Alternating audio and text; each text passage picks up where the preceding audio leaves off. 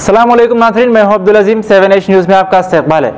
South zone police ने आज rain बाजार पुलिस स्टेशन लिमिट्स में फ्लैग मार्च मुनक्किद किया। आइए देखते हैं अकरम की यह रिपोर्ट।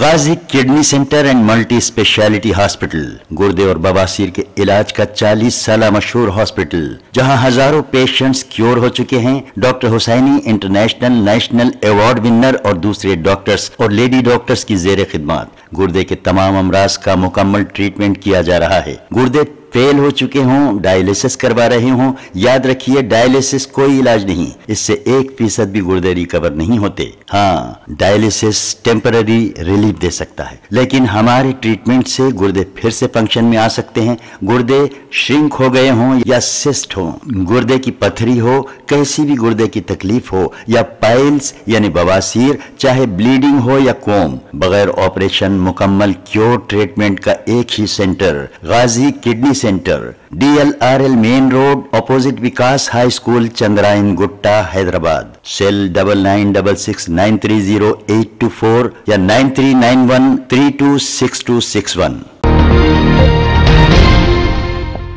खबर है शहर की।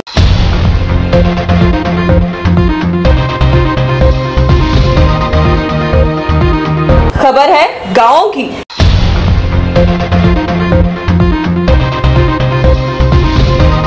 खबर है सारी दुनिया की।